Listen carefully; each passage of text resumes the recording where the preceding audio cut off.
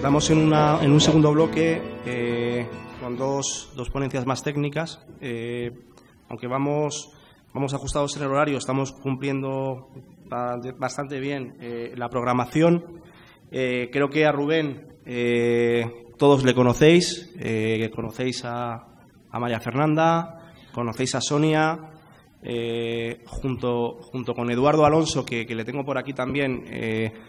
Son tres personas claves que están dentro de Consulting Empresarial España y que ya estáis comenzando a ver y a detectar que están en el día a día con vosotros, y vamos a seguir estando no solo en la parte técnica, sino también en la parte de implantaciones, ayuda, soporte y cualquier tipo de necesidad que podáis tener respecto a todo el tema de implantaciones económicas, temas fiscales, formación, soporte, ¿de acuerdo? Por eso es el motivo de que estén conmigo en la presidencia. Rubén, te cedo la palabra. Muchísimas gracias.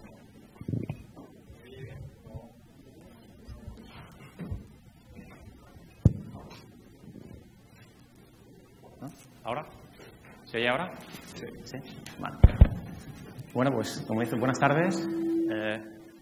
Evidentemente, está claro que me toca la ponencia Arroyo de la tarde. Ya tenemos la cesta llena de peces con las dos ponencias fantásticas comerciales anteriores. Pero como sabéis, esos peces, cuando estamos con la caña o incluso una vez que están en la cesta, normalmente les da por preguntar cosas de estas, ¿no? Entonces, tienes esa mala costumbre de coger y decir, oye, pues ¿qué pasa? Hacienda va a hacer esto, va a hacer lo otro, ¿qué hacen? Pues, bueno, sabemos que tienen esas manías. Entonces, bueno, también es cierto que todos los años, como ponemos por estas fechas esta reunión fantástica, pues Hacienda también se empeña siempre en dar contenido y nos pone todo lo que queramos, ¿no? Para estar un rato podríamos estar mucho más tiempo. Y bueno, pues en esta ocasión, como ya podemos decir incluso que vaticinábamos el año pasado, si os acordáis, que el año pasado también estuve yo aquí un rato con vosotros, bueno, pues ahí hablábamos de unas medidas, bueno, que llamaba parches o remaches, ¿no?, que hacía Hacienda ahí con aquello del IVA de caja, fantástico, es una medida gloriosa. Los emprendedores, todo aquello, ¿no? Bueno, pues ahí también nos daba contenido, pero no como este año. Ya decíamos, oye, el año que viene, como ya está el 2015 a la vuelta de la esquina y las elecciones son ese año, la cosa va a cambiar y tendremos una reforma mucho más jugosa y temas más importantes de los que hablar. Y ya tenemos ahí, como veis, efectivamente, que lo que han puesto encima de la mesa, que está ahora en debate en el Senado en algunos casos, bueno, pues van a tocar las tres grandes leyes o las tres leyes de los tres grandes tributos de este país, e incluso la ley general tributaria, que lo ponemos ahí, aunque no mencionaremos nada, porque, bueno, primero porque no habría tiempo y luego porque es una reforma que podemos decir llevará un ritmo diferente a las otras tres y, bueno, pues llegará un momento en que sea tema de debate de manera amplia.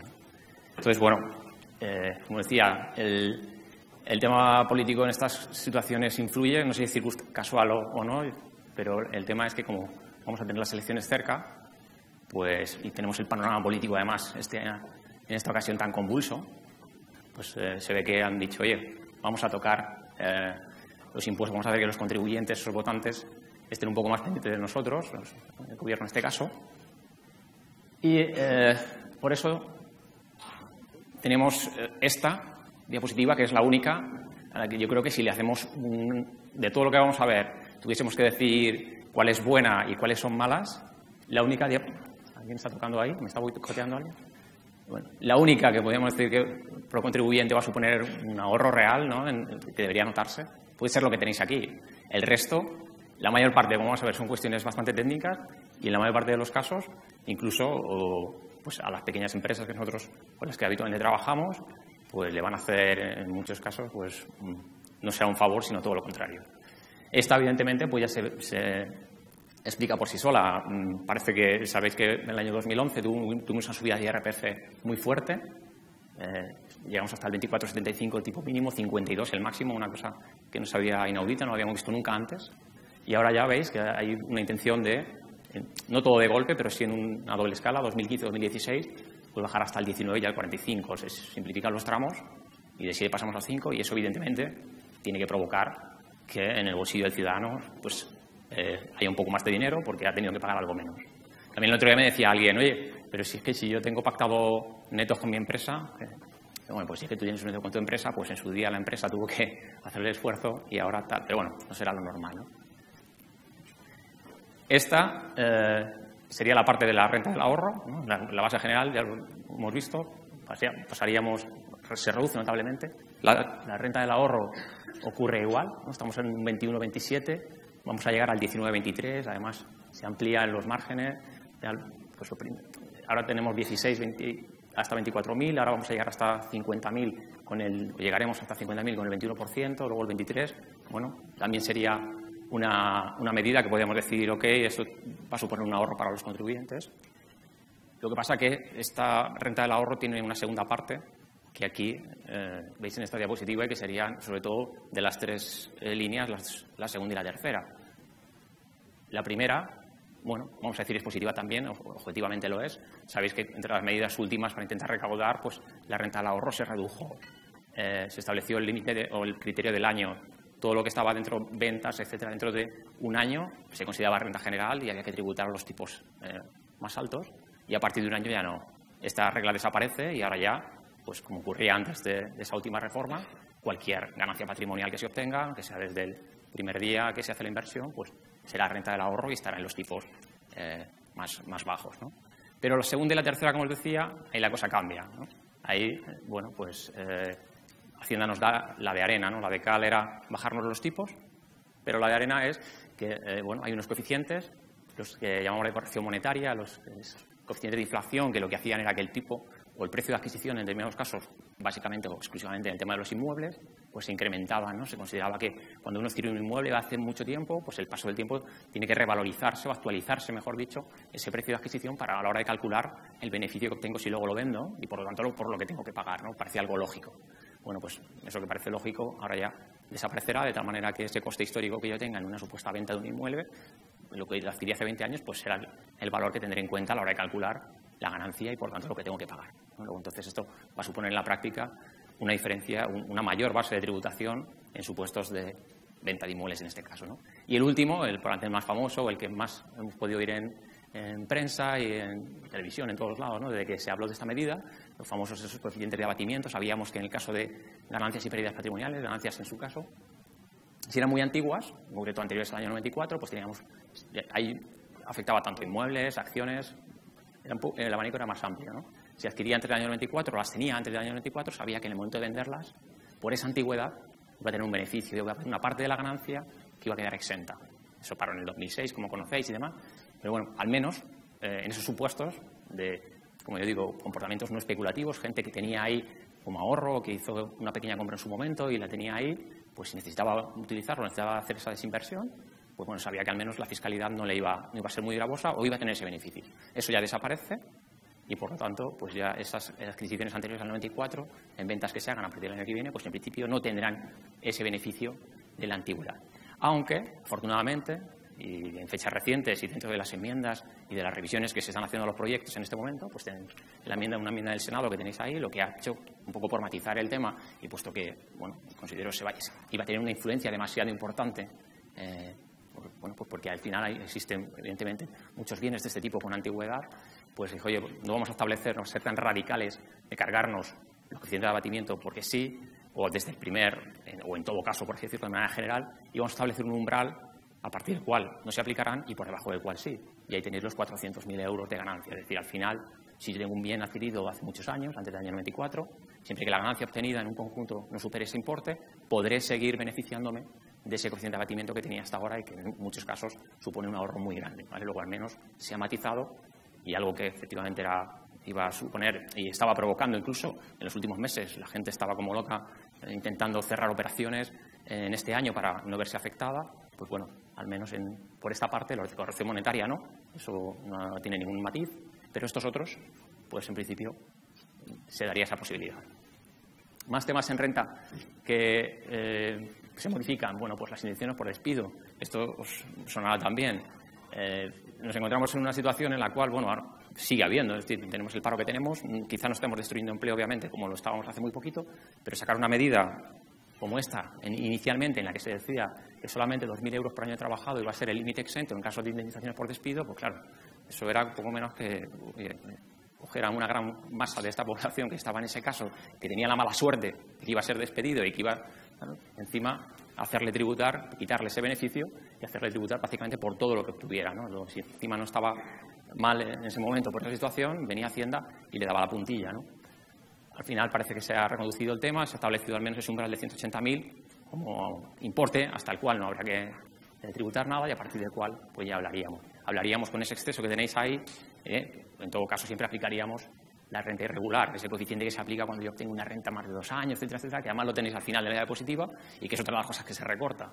Hasta ahora era un 40%, yo generaba una renta más de 2 años y a la hora de tributar había un 40% que sabía que estaba exento y por el otro 60% entonces tributaría lo que correspondiese. Ahora se reduce al 30% y ese es el exceso que habla en el despido si estamos en un caso de alguien que tenga una cifra superior a ese umbral que se ha fijado. Además, en este punto, como veis, no es una medida que entre en vigor como la mayor parte del 1 de enero, sino que ya tiene efecto retroactivo, se aplica a todos los despidos que se han producido desde el mes de agosto. Más recortes o más cuestiones que cambian, en mi opinión, a peor lo que actualmente tenemos. Los planes de pensiones. Esta es una cuestión, este es un tema también recurrente y que uno no acaba de entender, o al menos yo no acabo de entenderlo, ¿no? Llevamos siempre o mucho tiempo escuchando que la caja de la Seguridad Social es una caja pírrica que los que tenemos hoy 40 nos olvidemos de ella, ¿no? Es decir, cuando llegue el momento no habrá. Evidentemente, y por lo tanto, un poco te recomiendan, oye, intenta tú cubrirte esas circunstancias con un plan, con un ahorrito y tal. Eso debería llevar a que los planes de pensiones o productos similares estuviesen incentivados ¿no? para animar esas circunstancias, que sí que puede ser objetivamente cierta, que realmente la caja tenga un límite y fuese bueno hacer que la gente se preocupase por esto. Pues eso que puede tener ese sentido. Fiscalmente no se ayuda a ello, ¿no? Ahora lo que hacen es que dejan 8.000 euros como límite único y un 30%. Si os acordáis, antes estábamos en 10.000, 12.500, dependiendo de si era más de 50 años, menos de 50 años. Es decir, todavía incluso antes de esta reforma, sin que fuese la panacea, teníamos una situación en la que al menos los límites eran mayores y el aprovechamiento y tal, y eso animaba o podía animar más a la gente a hacer este tipo de productos. Pues bueno, pues no, en este sentido hay una reducción. Bueno, el cónyuge sí, sube a 2.500 en lugar de 2.000, pero bueno, me parece una cosa muy poco importante comparada con la anterior. Ventana de liquidez, una cuestión que se han sacado aquí para, entiendo, matizar un poco la medida.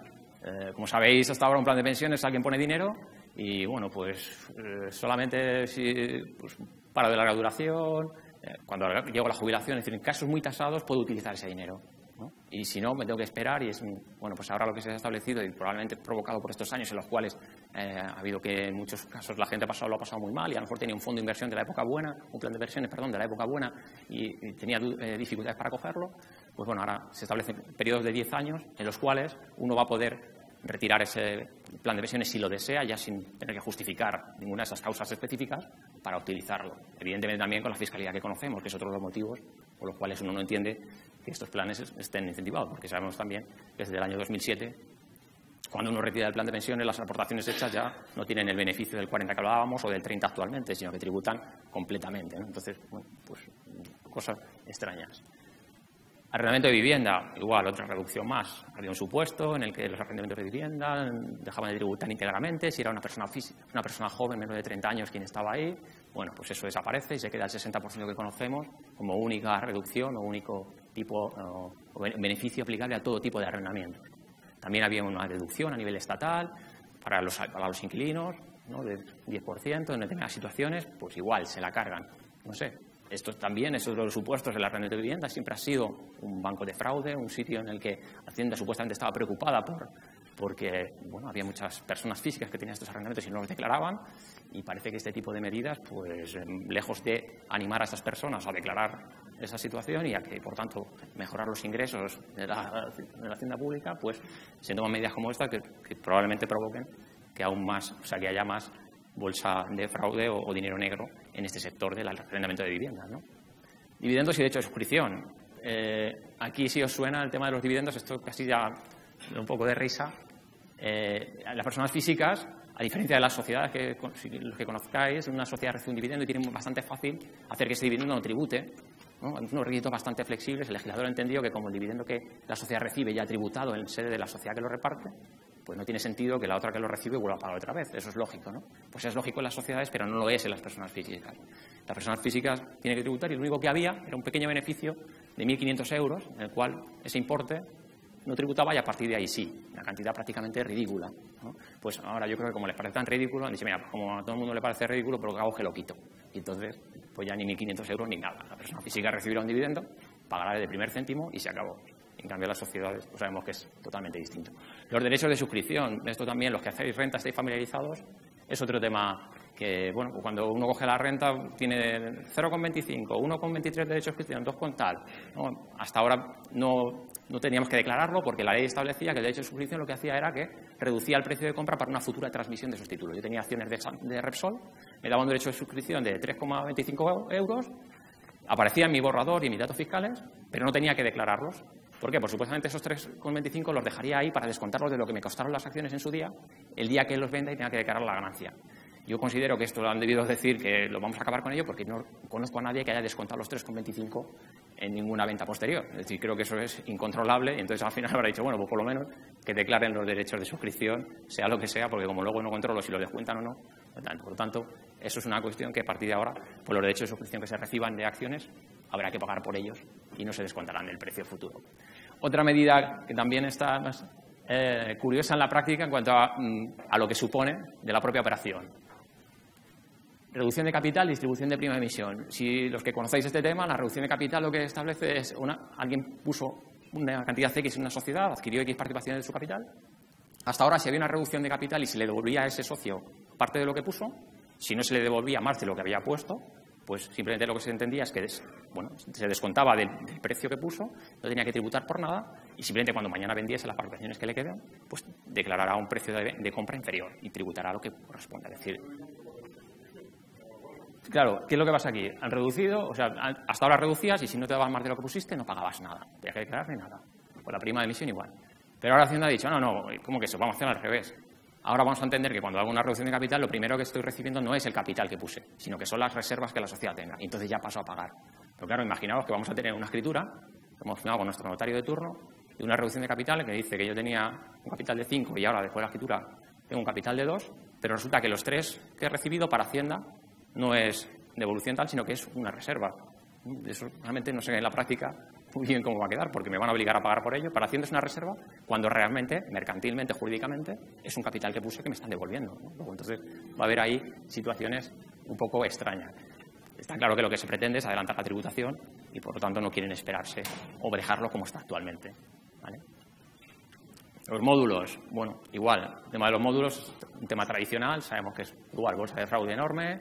Los módulos llevan tiempo, se los quieren cargar, pero no acaban de cargárselos del todo. Entiendo porque también hay una parte de actividades que están en módulos que no son controlables de ninguna manera y que al menos entiendo que Hacienda dice, oye, pues por aquí algo consigo, ciertos datos obtengo y lo dejo, pero veis que bajan muchísimo los niveles, 150.000, es decir, a partir de ahora las sociedades o personas físicas, perdón, que van a poder tributar en módulos van a ser muy pocas y, por tanto, esto habrá que tenerlo muy en cuenta cuando se haga el planteamiento, los precierres o análisis del año siguiente para si llevamos gente en módulos, porque quizá se vayan a quedar fuera. De hecho, por ejemplo, está previsto. ¿Para 2015 o para 2015? No, para el 2016.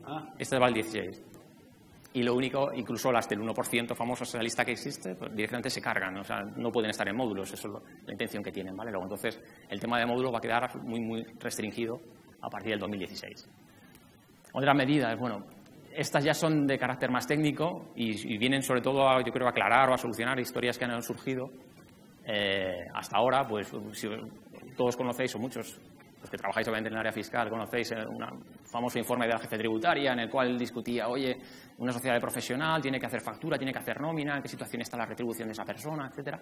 Bueno, parece que un poco para aclarar todo aquello, lo que viene a establecer es que en esas sociedades profesionales, cuando está de alta en el RETA, el socio profesional que trabaja para la sociedad, pues se va a entender que es una actividad económica, eso entiendo nos llevará a la factura, nos olvidamos de la nómina, etcétera, ¿vale? Luego, ahí, sobre todo para aclarar cuestiones. Y la segunda también es otra cuestión técnica que viene, entendemos, a eliminar una conflictividad que existe con la agencia tributaria y que actualmente está muy presente, porque hay, bueno, en los últimos meses hay un chorreo enorme de requerimientos por parte de Hacienda para revisar esto, que son las sociedades que tienen inmuebles se dedican al alquiler. Sabéis que tradicionalmente, aplicando la regla de renta, esas sociedades necesitaban tener una persona y un local para que se considerase una actividad económica, aplicar beneficios PYME y tal. Y la agencia tributaria, como sabe que muchas no lo tienen, está yendo solamente a revisar ese tema.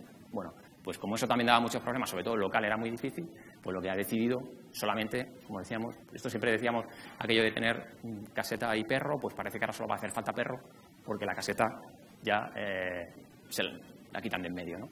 Entonces, si echamos un vistazo a la comisión del IRPF, yo creo que salvo la primera, como os decía, la primera diapositiva de que nos bajan los tipos, los demás, la reforma en sí, bueno, bien es cierto que, como decíamos antes, desde un punto de vista electoral, si justificamos la reforma por ahí, había una estadística de Hacienda que decía que el 72% de los contribuyentes de este país estaban por debajo de 24.000 euros de rentas declaradas y a esos, aplicándole los tipos que hemos visto al principio, se les estimaba una rebaja de un 25 o un 24% de su presión fiscal.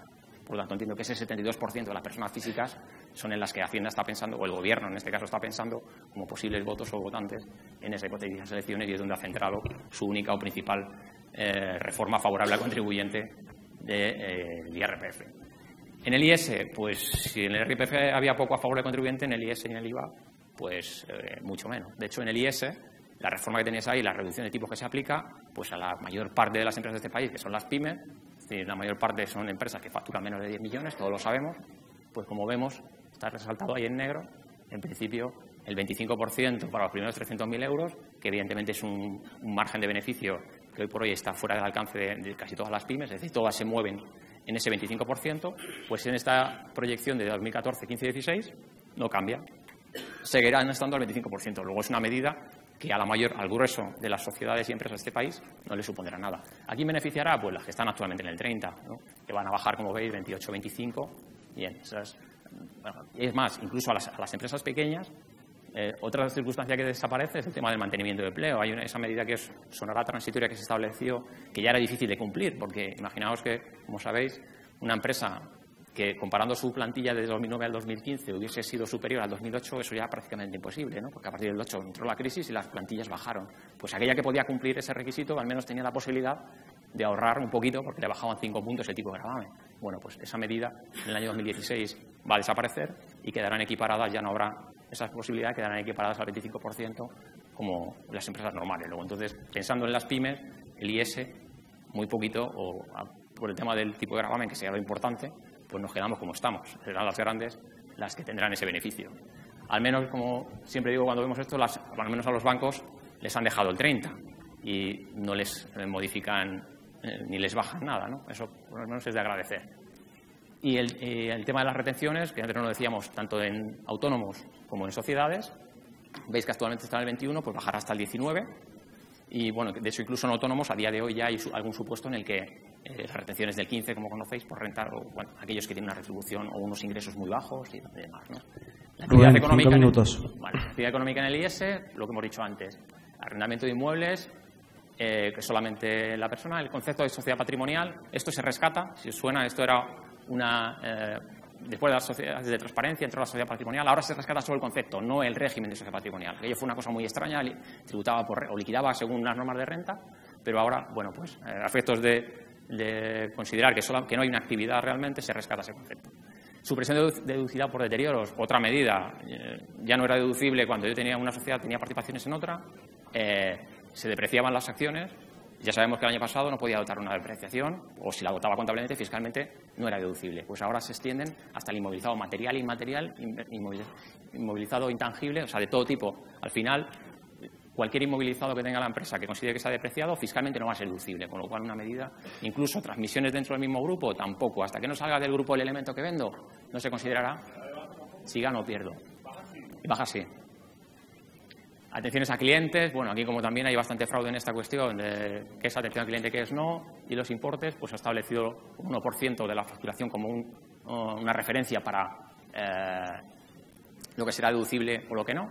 Todo esto, como digo, pues son cuestiones, yo creo que en la práctica da bastantes problemas y muchos recursos, se aprende un poco a atajar. Retribución de los administradores, en línea con lo que hablábamos antes de las sociedades profesionales, pues evidentemente también ha habido problemas con la factura, la nómina, si debe estar en estatutos, no debe estarlo, todo eso se pretende aclarar. 2 reservas nuevas que se crean para reducir, bueno, capitalización para todos, nivelación, para bajar todavía del 25 al 20, pero hay que invertir parte de o hay que dejar como reservas parte del beneficio, ¿no? Medidas todo, como digo, muy técnicas, bases imponibles negativas, ahora se va a establecer un 60% de limitación, me quita los 18 años, ¿sí? Dime. Sí. Sí. A ver si se me... Uy, Se me queda la voz un poco... Oye, una pregunta. Con el tema de las sociedades civiles parece que se ha comentado que a partir del 2016 también van a pasar a impuestos de sociedades. Sí, de hecho se ha establecido que... Lo que pasa es que entiendo que tienen que concretar el qué, porque si no serían todos... Claro, el rumor está ahí. No, y lo que se ha dicho es que aquellas sociedades, creo que dice exactamente el proyecto, sociedades civiles que tengan una actividad mercantil o que tengan un concepto o un objeto mercantil, creo que objeto mercantil, y a partir, entonces, esas lo que van a hacer es que van a tributar con las reglas del IS en lugar del IRPF. La lógica diría que las que sean así habrá que pasar las sociedades mercantiles a todos los efectos, ¿no? Exacto. O sea, convertirlas en SL y... Sí, porque al final las reglas de tributación y las que se creen a partir de ahora, si hay algún concepto nuevo, alguna empresa o dos socios que constituyen una sociedad civil por simplicidad, por no sé qué, yo creo que habrá que llevarlos ya mercantil directamente, ¿no? Exacto, es decir, al final la cuestión es que pretenden equiparar, según parece, la regla de tributación, el coste de tributación de una figura y otra. Hasta ahora utilizamos la sociedad civil en muchos casos porque la era un civil proyecto... a veces se utiliza con matrimonios, por ejemplo. O era un proyecto nuevo que no se ve muy bien y la constitución de la sociedad civil es mucho más barata, más rápida, más ágil que la sociedad, y se hace como paso previo, y todo eso. cobramos menos también. Exacto, entonces, bueno, pues ahora evidentemente por la fiscalidad parece que no va a haber diferencias. Y entonces, al final... Pues es una estrategia comercial, ¿no? Exacto, una sociedad mercantil, pues a nosotros nos dará esa posibilidad. La contabilidad y tiene su... Efectivamente. Sí, ni más ni menos. Vale, gracias. Bueno, es que estamos terminando. Vale. Hay algunas cosas más, es que es muy poco tiempo ni siquiera para enumerarlas. De aquí, del IVA solamente, que es acaso esto que tenéis ahí, y es que... bueno, esto está sacado de la página web de la agencia tributaria y son los datos de recaudación del año 2013. Yo el otro día en un curso comentaba porque bueno, hemos dicho, solamente en el IRPF hay realmente una bajada de tipos que merezca la pena y donde el contribuyente, en ese caso, la persona que diga, no, yo aquí Hacienda está haciendo un esfuerzo por mí o realmente me está demostrando que las cosas pueden ir un poco mejor y me da esa posibilidad o me da este beneficio. Pero yo decía, oye, en el IVA... es que nadie ha oído, yo no he oído hablar a nadie del IVA, del tipo de IVA, nadie ha preguntado ni tan siquiera, ¿no? Cuando salía Montoro a explicar las medidas, es que ni los periodistas preguntaban, ¿no? ¿Y el IVA se va a bajar al 21? Ni lo preguntaban, ¿no? Entonces las medidas que hay en el IVA, evidentemente, ni hablan de ese tema, ¿no? Y entonces el otro día contaba una anécdota que un cliente me decía, oye, un señor mayor ya a punto de jubilarse con varios hijos que está pensando pues en dar el traspaso del negocio y tal, me decía, oye, Rubén, una cosa, estaba pensando, dice, si cuando se celebren las elecciones autonómicas en Madrid, si gana Podemos, el tema de la exención de patrimonio y del ISD, eso nos podemos pensar que desaparece, ¿no? O sea, eso no va, volvemos otra vez a tributar por ambos, ¿no? Hombre, pues, si vemos un poco su línea y tal, hay que pensar que sí, que sería así, ¿no? Y entonces dice, pero si ganan las estatales, entonces nos bajará el IVA, ¿no? Y digo, hombre, yo creo que el IVA no lo baja ni Podemos, porque, de hecho, si os fijáis ahí, esta es la evolución del 2010 al 2013 de la recaudación de IVA. La base teórica, que es la base sobre la que se aplica el IVA, veis que va bajando. 430, 403, 386, 361. El volumen de negocio de las empresas en este país, efectivamente, como se intuía, y cuando el gobierno decía no había que subir el IVA y acabó subiéndolo porque las imposiciones que fuesen, efectivamente, ha ido bajando. Pero a pesar de todo, la recaudación, 52, 53, 57, ha subido. Evidentemente ha subido porque nos han dado dos subidas importantes en el 10 y en el 12 del tipo general. Y el tipo del 12,61, 13,10, 13,80, 15,99. Es decir, el gobierno, Merkel y quien corresponda se agarra a esta estadística y no baja el tipo, vamos, de aquí hasta que no sé qué debe ocurrir, ¿no? Bien es cierto que esto, yo también digo que tiene otra lectura, y es que probablemente a lo mejor con tipos más bajos la base teórica sería mayor y por lo tanto al final compensaría. Pero evidentemente es en mi opinión es una estadística que muestra claramente cuál es la intención del gobierno, dónde venían las imposiciones del IVA y por lo tanto el por qué va a ser complicado que bajemos del 21, entiendo, en el corto o medio plazo. Dicho esto, bueno, es que las del IVA todavía hay 4 nada más. Dejo solamente la última. Y está porque va un poco en la línea de lo que hablaba probablemente Vicente antes, cuando había hablado con la persona de Hacienda y le decía lo de tener online toda la información, ¿vale? Esto probablemente vaya un poco en la línea de este sistema, ¿eh? Si lo habéis visto, salido en prensa, sistema SII, previsto para enero de 2017, ya veremos qué ocurre. Y va en la línea de lo que decía él. Parece que Hacienda está pensando para determinadas empresas inicialmente, grandes empresas, grupos que tributan por IVA y Redeme, que para mí es lo que más me preocupa, porque el Redeme, que es los que piden devolución mensual, puede ser cualquier tipo de empresa, y llevamos nosotros clientes que están en ese régimen.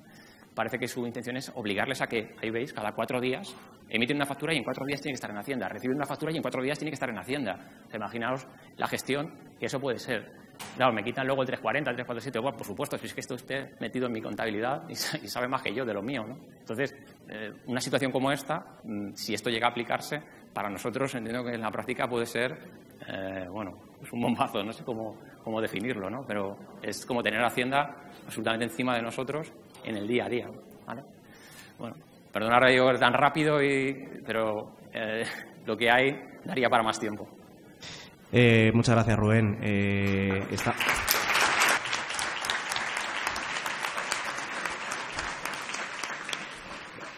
Te has ajustado a los tiempos. Sí comentaros a todos que, independientemente de que estamos haciendo cursos monográficos sobre la reforma fiscal, en breve vais a tener información sobre un curso estrella que vamos a organizar, mucho más entrando en materia sobre este tema, ¿de acuerdo? Yo creo que antes del 15 de diciembre lo tendremos preparado para que podáis asistir a él, ¿de acuerdo? Os iremos informando.